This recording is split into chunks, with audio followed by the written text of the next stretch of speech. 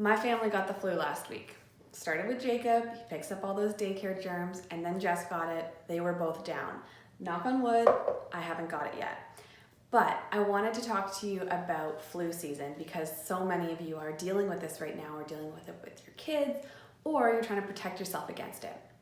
Here's what happens. When you're stressed out, your body reduces its immune capacity.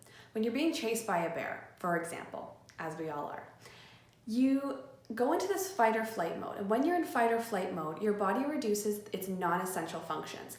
So things like digestion, immune function, they get suppressed because they're not needed in order to fight that bear. Ideally, fighting the bear is a short-term thing, but when we're stressed for a long period of time, this means we can have long-term immune suppression, digestion suppression. That's hard to say.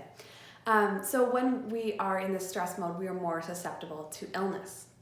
When you're stressed, you're not doing what your body needs to support itself either. So you might be eating more sugar, more processed foods, more convenience foods, drinking more alcohol, you might have poor sleep, and stress creates more stress. So when we are stressed, again, our digestion goes down. So that means our capacity to actually extract nutrients from food is lowered. So even if you're eating the healthiest foods, maybe your digestion is not at peak capacity. So you may be feeling bloated, you may be feeling kind of crummy, which makes you want to eat less or eat differently, and you're not actually getting the nutrients that you need. So I've got 5 tips for you today, plus some bonus, to help you use mood food and mood food philosophies to support your body through cold and flu season, but also if you get hit, okay? So number one thing I want you to do is start to eat more antioxidant foods.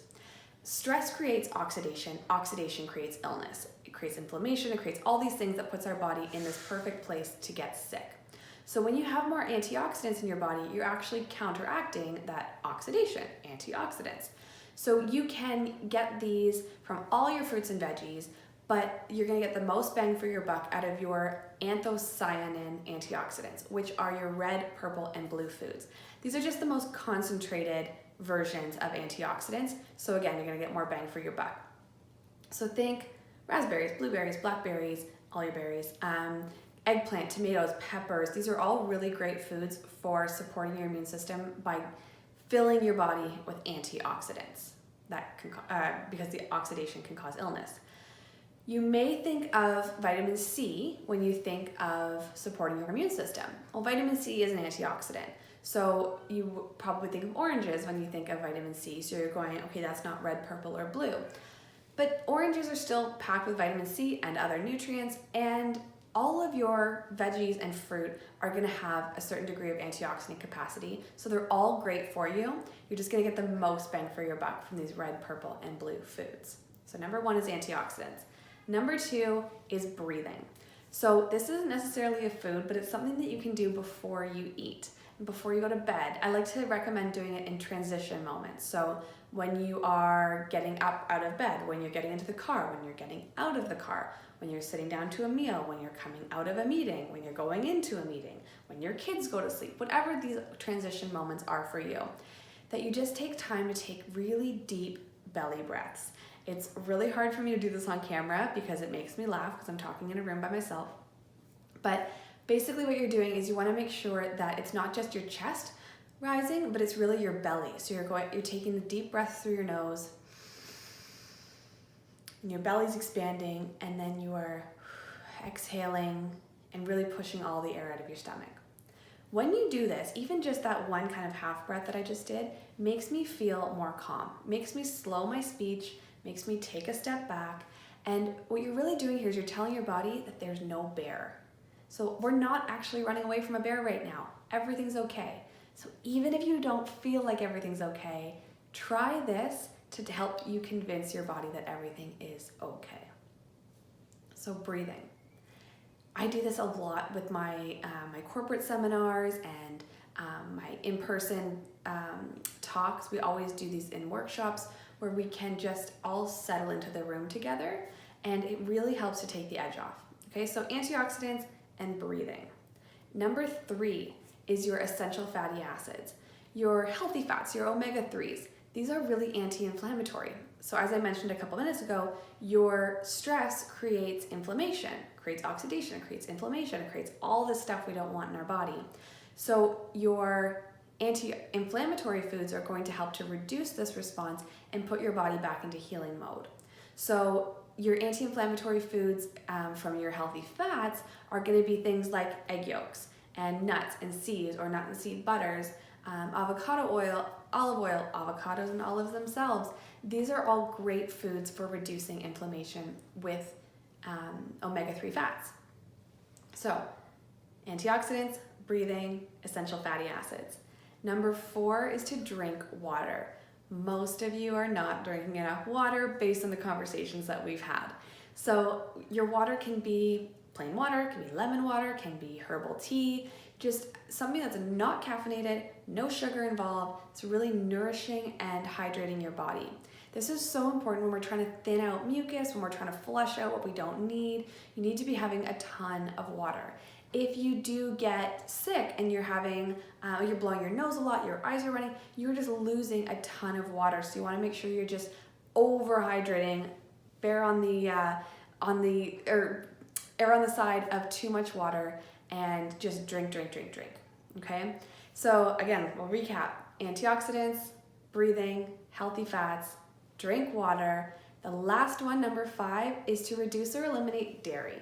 So if you've worked with me or if you've been in the mood food world for a little while, you know that I don't take anything away. Everything is allowed, and it's a very important part of the mood food philosophy. But you get to decide how you feel, and you get to decide how you deserve to feel. And if you find that when you take dairy out, you feel better, then that's a good indicator for you that dairy is maybe not working for you. When it comes to your immune system, dairy is very inflammatory, and it creates a lot of mucus. So all these things that we're doing to try to reduce those things, dairy is actually creating. So think about how you can swap this. One of your best swaps is to use oat milk. My son he's been dealing with a respiratory issue for a few months, and when we took him off dairy, he improved quite a bit. His coughs don't last as long, they're not as bad, and they're definitely more dry, they're not mucusy. So this is a huge piece when you're trying to heal from an illness or you're trying to prevent an illness. We don't want to have that mucusy breeding ground for germs. Okay, so reducing or eliminating your dairy is great. Oat milk is a great alternative to get a lot of the same nutrients. Almond milk is okay. You're not getting as many nutrients from that, and oat milk is much more sustainable. So that's my choice, and honestly, it tastes way better because it's still creamy. The last thing that I will run you through, in addition to our 5 big tips here, so that's antioxidants, breathing, essential fatty acids, water, and reducing or eliminating dairy, I want to talk to you about some of the supplements that I use to support my immune system. So I'm not sponsored by any of these products. I don't sell them. It's just, these are products that I use and I like to recommend. So number 1 is St. Francis Deep Immune. If you've heard me talk at all, you've probably heard me talk about this. I swear by this stuff. I take it every day. And when I'm sick, I take it, I double or triple down on the dosage. This is a herbal formula to support your immune system. Beautiful, beautiful herbs in here. Second one is also from St. Francis. It's called Echinacea. It's just Echinacea. When I feel a little bit of a tickle or I start sneezing or any kind of a sniffle, I start on this 3 times a day and I rarely get sick. Again, knock on wood. The last thing is the Beekeeper's Naturals Propolis Throat Spray. I talk for a living, and the first thing to go when I feel anything is my voice. So this really helps to lubricate my voice, my throat, and you just spray a couple sprays into the back of your throat. It's antiviral, antibacterial, and really acts kind of like a cough syrup, cough drop kind of situation, but actually solves the problem. So I like to keep all those 3 things on hand just in case I go down. So these are your top tips for using mood food to support your immune system during cold and flu season.